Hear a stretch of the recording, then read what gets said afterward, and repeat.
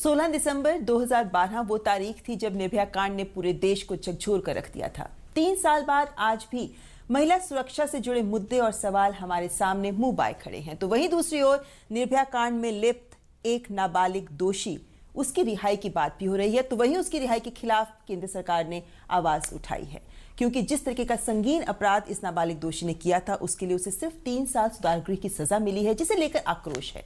लेकिन वहीं दूसरी ओर हम ये भी देख रहे हैं कि किशोर न्याय संशोधन विधेयक फिलहाल राज्यसभा में लंबित है। इन्हीं तमाम मुद्दों पर चर्चा के लिए हमारे साथ इस वक्त मौजूद है महिला और बाल विकास मंत्री श्रीमती मेनका संजय गांधी। मेनका जी, बहुत बहुत स्वागत डीडी न्यूज पर। एक बड़ा ज्वलंत मुद्दा है इस वक्त की जिस नाबालिग दोषी की रिहाई की बात हो रही है, उसे रिहा किया जाए या फिर उससे आगे रिहेबिलिटेशन प्लान के बाद उसको छोड़ा जाए। आप इस मुद्दे को कैसे देखते हैं, खासकर तब जब आप ये बात कह रही हैं कि उस पर निगरानी होनी चाहिए और वो आगे जिंदगी में क्या कर सकता है, उसको हमें सवाल को जरूर जवाब को तलाशना चाहिए। अब इसको छोड़ने के अलावा हमारे पास और कोई रास्ता है भी नहीं। चाहे हम 1 हफ्ते के लिए डिले करें, चाहे 1 महीने के लिए डिले करें, लेकिन कानून इतना कमज़ोर है कि ये 16 साल का लड़का जो उस समय जो था, अब वो 19 साल का हो गया है। अब तो वो छूटेगा ही छूटेगा, और छूटने के बाद भी उसको पैसे मिलते हैं, उसकी ज़िंदगी शुरू होती है। तो ये अन्याय लगता है। अगर ये विधेयक पास होता राज्यसभा में तो ये छूटता नहीं, लेकिन अब ये भी छूटेगा और हज़ारों उसकी तरह छूटेंगे रोज़ के रोज़। ये जो हमारा किशोर न्याय अधिनियम है, JJ एक्ट जिसको हम बोलते हैं, जुवेनाइल जस्टिस एक्ट, इसमें बहुत कड़े प्रावधान की बात की गई है, खासकर 16 से 18 साल के। लेकिन इसके खिलाफ जो आवाज़ें उठ रही हैं उनको भी समझना ज़रूरी है, यानी दोनों पक्षों को समझना यहाँ बहुत ज़रूरी है। हम ये जानना चाहेंगे आपसे कि इस एक्ट में, इस विधेयक में ऐसे कौन से प्रावधान हैं जिसमें जो संगीन जुर्म करने वाले किशोर हैं उन पर लगाम कसी जा सके, उनको सही दिशा भी दिखाई जा सके। ये एक बहुत ही अक्लमंद एक्ट है, क्योंकि ये खुलेआम ये नहीं बोलता है कि आपने जुर्म कर लिया तो एकदम से आप जेल में जाएंगे। अगर आप 16 साल के हैं, 16 और 18 के बीच में, और आपने कोई संगीन जुर्म किया हो, मिसाल कत्ल या बलात्कार, तो आपको एक JJ बोर्ड के सामने पेश आना होगा। वो पुलिस वाले नहीं हैं, वो साइकोलॉजिस्ट हैं। वो देखेंगे कि आपने एक बालिग के मन से किया था या नाबालिग के मन से। Did you do it as an adult और एज ए चाइल्ड। मिसाल मैं आपको बताऊं, आपके पिताजी रोज़ आकर के अपनी माँ को मारते हैं, आपकी माँ को मारते हैं, आपको गाली देते हैं, रोज़ तंग करते हैं। एक दिन आपने बोतल उठा करके उनके सिर पर मार दिया, वो मर गए। क्या आपको मैं जेल भेजूं? बिल्कुल नहीं। ये तो आपने on the spur of the moment किया, आपने तंग आकर के बच्चे के मन से लेकर के आपने किया। आप जाएंगे एक सुधार गृह और 3 साल से काट करके वापस आएंगे।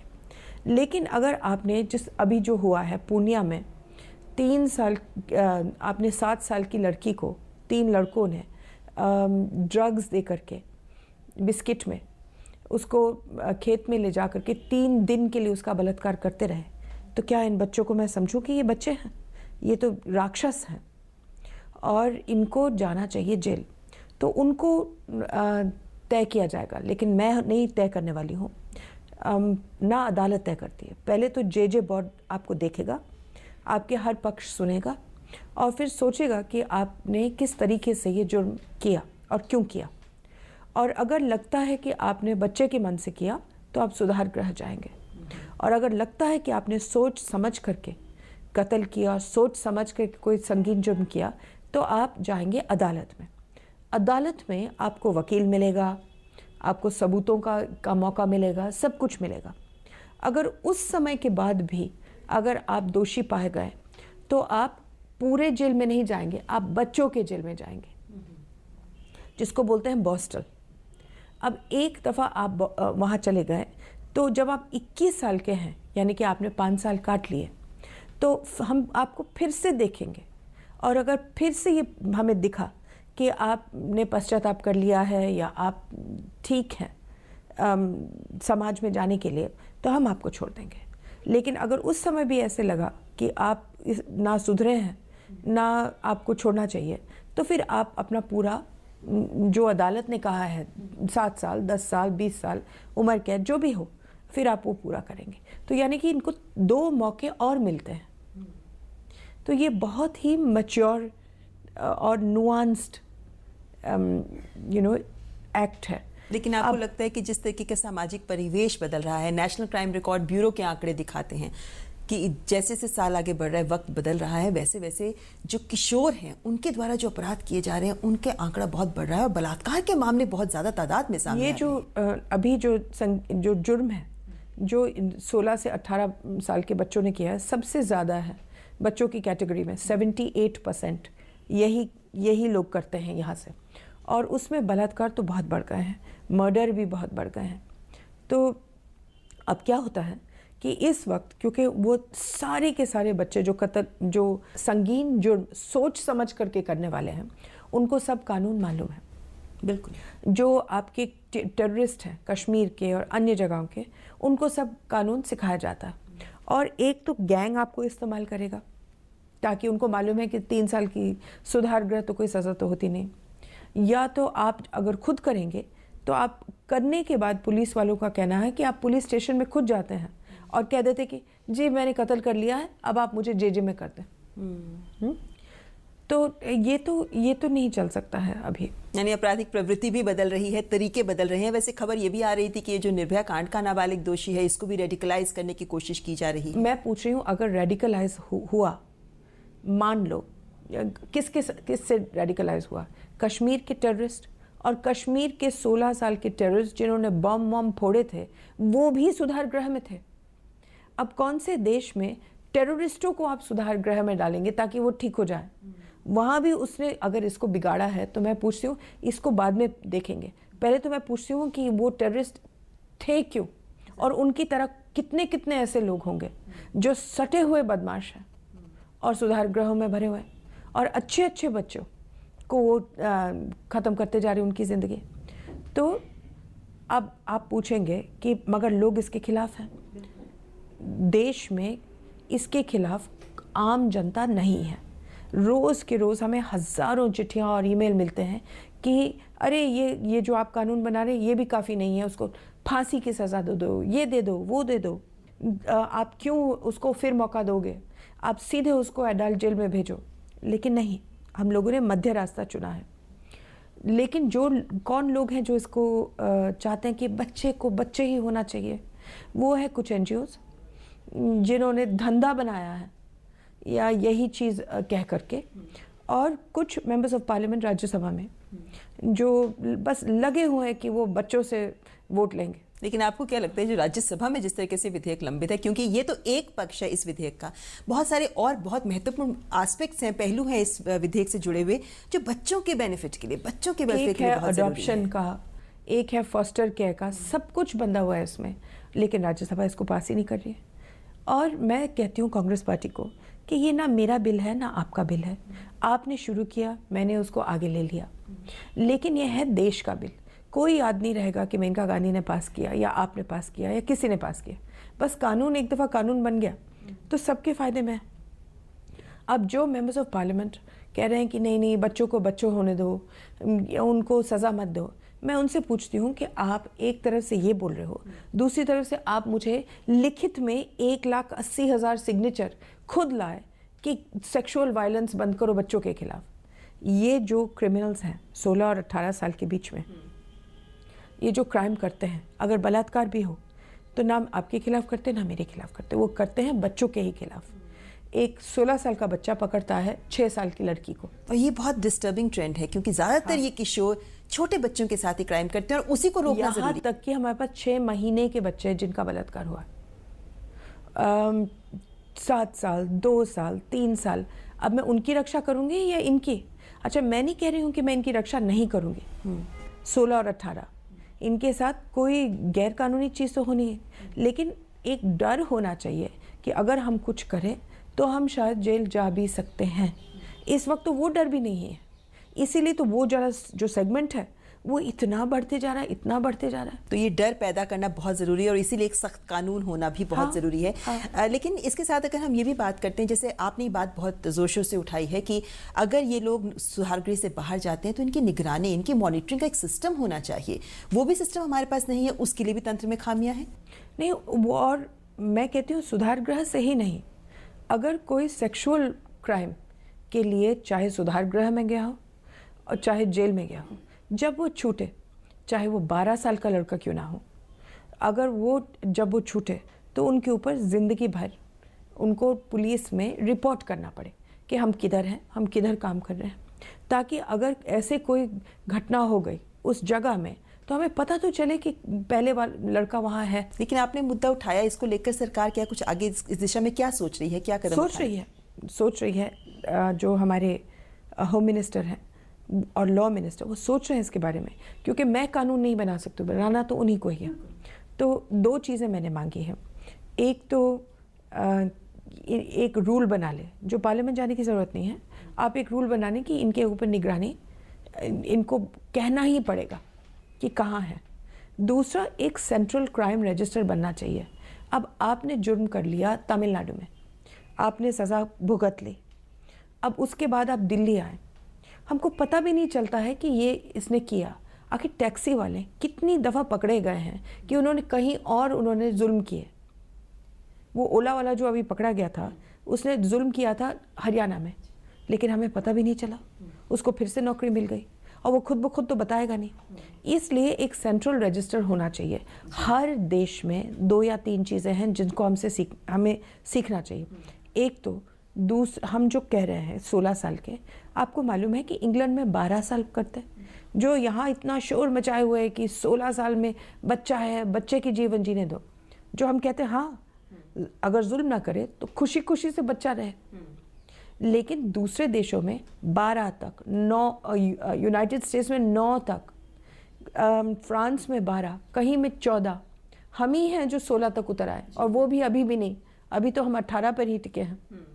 और दूसरी चीज़ है, हर देश में एक सेंट्रल क्राइम रजिस्टर होता है, और उसमें जो भी क्राइम कमिट करता है कहीं भी, वो एक सेंट्रल रजिस्टर में जाता है, ताकि कोई भी देखे पुलिस में कि कौन है ये बंदा, क्या कर रहा है। और इससे यही नहीं बल्कि अन्य तरीके के अपराधों पर लगाम लगाने में भी बहुत सहायता मिलेगी। यहाँ पे मेनका जी एक अहम बात ये भी जानना चाहते हैं कि जैसे राज्यसभा में कहा जा रहा है कि अब ये किशोर न्याय संशोधन विधेयक को सेलेक्ट कमेटी के पास भेजने की बात हो रही है, इससे तो ये और डिले हो जाएगा। नहीं, और जिन लोगों ने चुना है, ये एक सांसद ने हमको लिखा है, मतलब हमको क्या, हाउस को लिखा है, लेकिन उसने जो महारथी चुने हैं उस सेलेक्ट कमेटी के लिए, सब के सब इस विधेयक के खिलाफ है।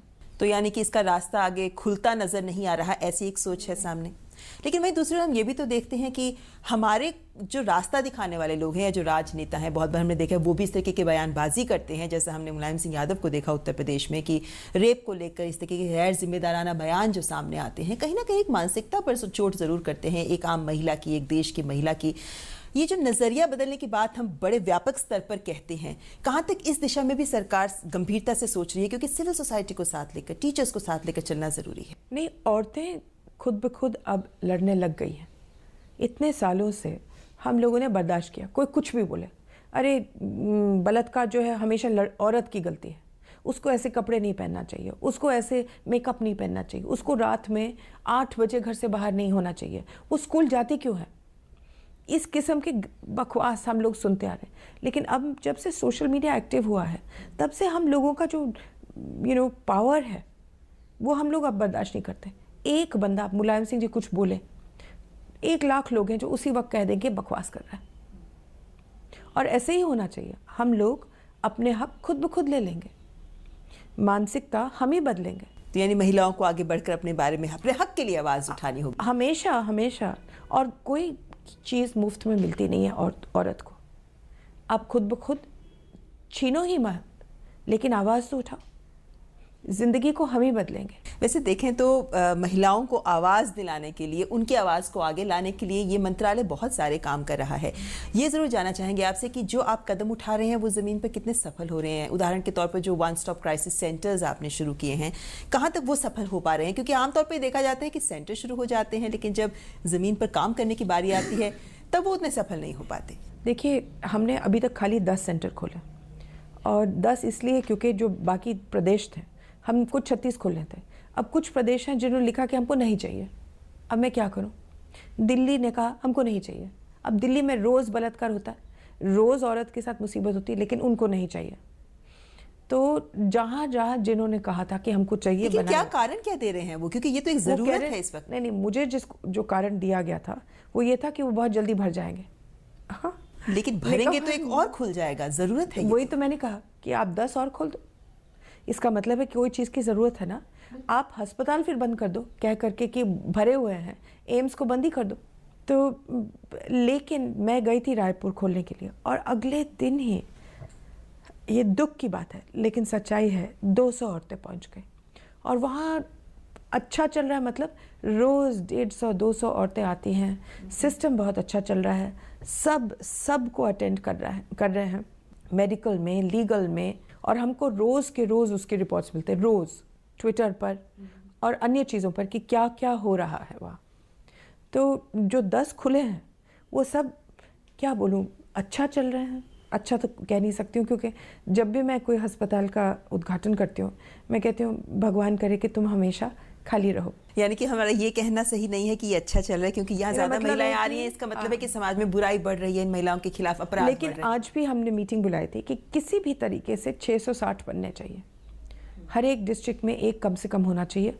और फिर जब मैं इस दफ्तर में नहीं हूँ, मेरी जो सक्सेसर है वो आकर के 600 और बनाए। लेकिन आमतौर पे जब हम ये क्राइम की बात करते हैं, अपराध की बात करते हैं, बड़े शहरों के आंकड़े तो हमारे पास होते हैं, छोटे छोटे गांवों में जो महिलाएं रहती हैं उन तक आवाज़ पहुंचानी बहुत ज़रूरी है। मैं बताती हूँ उसका क्या उपाय है।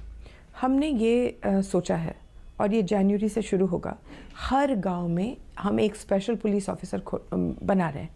स्पेशल पुलिस ऑफिसर 21 साल की लड़की औरत होगी और वो 12वीं कक्षा पार करी होगी, और उसका काम होगा कि उस गांव में औरत के ऊपर कोई भी जुर्म हो, पति पत्नी को मारे, लड़की की जल्दी शादी हो रही है, दहेज कोई मांग रहा हो और दहेज की वजह से जान खा रहा हो, लड़की को स्कूल जाने से माँ बाप इनकार कर रहे हैं, कुछ लौंडे लफंगे लड़कियों के पीछे पड़े हैं, ये कोई भी ऐसी चीज़ हो तो उसका काम है एक ब्रिज बनना उनके और पुलिस के बीच में। अच्छा। और हम उसको कुछ पैसे भी देंगे ताकि वो अपने सेलफोन के लिए, आने जाने के लिए वो एक ताकत बन जाए। अब एक दफ़ा हमारे पास 6 लाख SPOs बने, स्पेशल पुलिस ऑफिसर्स, तो हमको हर गांव से पता चलेगा कि क्या हो रहा है, क्योंकि फिर उनके सारे के सारे यहाँ GPS से उनकी रिपोर्टिंग होगी।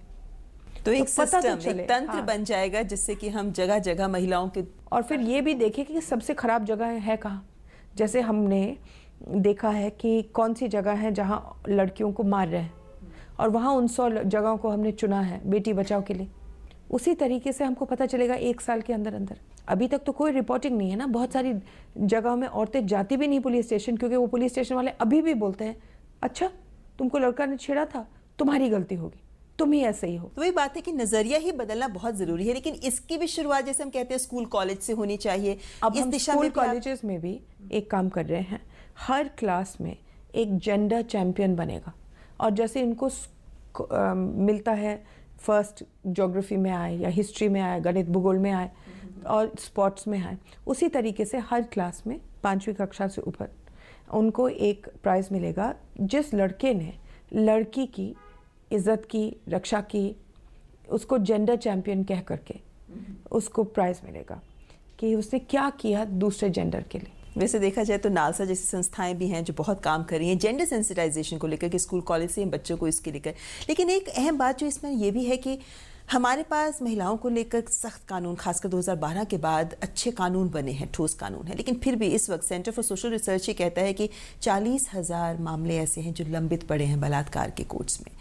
इस दिशा में भी क्या कुछ किया जा सकता है? मैं तो नहीं कर सकती हूँ, सच बात तो ये है। मैं बड़ी बात ऐसे ही बोलूँ कि मैं ये कर रही हूँ, नहीं, लेकिन आप कानून मंत्रालय के साथ भी बातचीत करती हैं। आप कानून मंत्रालय भी कुछ आप नहीं कर लगाते हैं सकता तो है। काम। मैं कहती हूँ कानून मंत्रालय भी क्या करे, आपके पास 4 करोड़ से ज़्यादा केसेस हैं, किसको हम लोग आगे करें, किसको पीछे?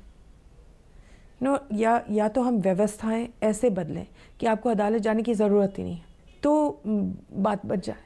लेकिन इस वक्त वो व्यवस्थाएं है ही नहीं, कोई राज्यसभा में फंसा है, कोई कुछ है, कोई कुछ है, तो फिर उसका मैं करूं क्या? तो स्पेशल कोर्ट्स आप लगाते हैं, स्पेशल कोर्ट्स 3 दिन के बाद फिर से उतने ही आस्ते बन जाते क्योंकि इतने सारे उनके पास केसेस आते हैं। नेशनल ग्रीन ट्राइब्यूनल के पास 1 लाख से ज़्यादा केसेस हैं।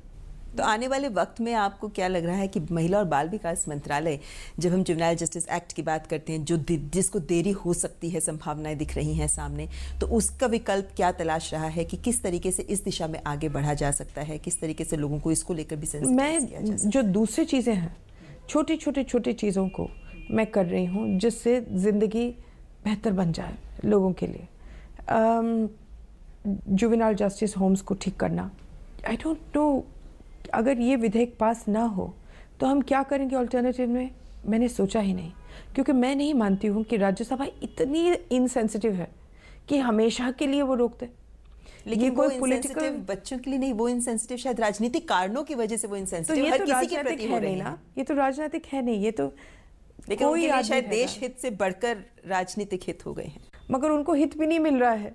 जो राज्यसभा रोक करके बैठे हैं और जो सारे जीएसटी और अन्य कानून रोक करके बैठे हैं, उसमें देश से गाली ही गाली मिल रही है, कोई उनको तालियां तो नहीं मिल रही हैं। तो अगर ये समझ लें, लड़ाई करना है बाहर करो या अपनी बात बोलो, लेकिन इस वक्त आप किस लिए चह कर रहे हैं, किसी को समझ भी तो नहीं है। वे प्रधानमंत्री बार बार कह रहे हैं कि आप संवाद करिए, चर्चा करिए, और बताइए तो क्या, हाँ, और हर चीज़ का उपाय है, आप बताइए तो। लेकिन आप कभी कुछ बोल रहे हैं, कभी कुछ कर रहे हैं। रोज के रोज बरसात हो रही है तो तमाशा, सूरज निकला है तो तमाशा।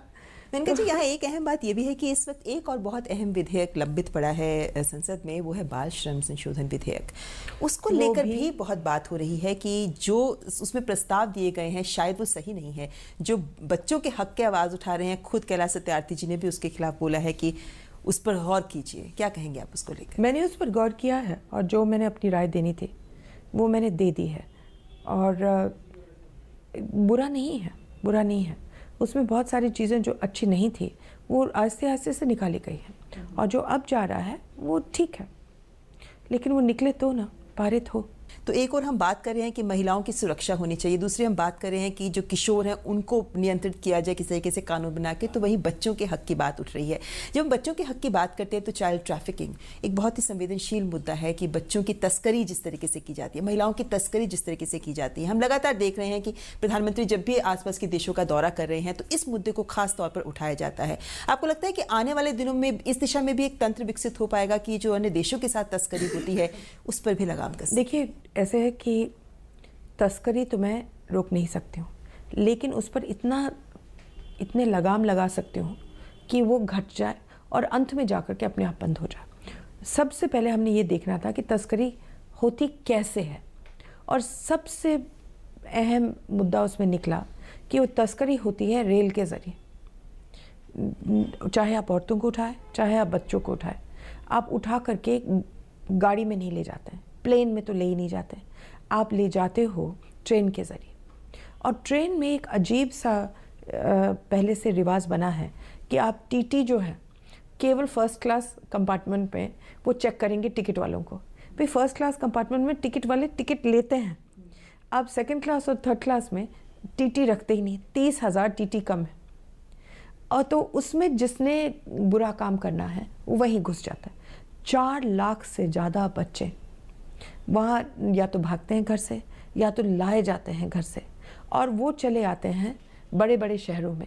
और जैसे ही उतरते हैं, चाहे अपने आप भागे हों चाहे कोई तस्कर लाया हो, लेकिन जैसे ही स्टेशन पर उतरते हैं गैंग्स इंतज़ार करते हैं और उनको ले जाकर कहते हैं कि चलो हम तुमको रात को सुला देते हैं, खाना दे देते हैं, और ले जाते हैं और सीधे उसी दिन ड्रग्स पर शुरू कर देते हैं। और फिर उसके बाद ढाबे में डाल दिया, ग्रेनाइट इंडस्ट्री में डाल दिया, प्लास्टिक इंडस्ट्री में डाल दिया, कुछ भी उनसे काम करवा लिया, लेकिन कभी वापस तो जाएंगे नहीं। तो हमने एक नई चीज़ की है, 2-3 नई चीज़ की है जिसका लाभ हमें अभी दिख ही रहा है पहले दिन से, और वो है कि हमने ट्रेनों में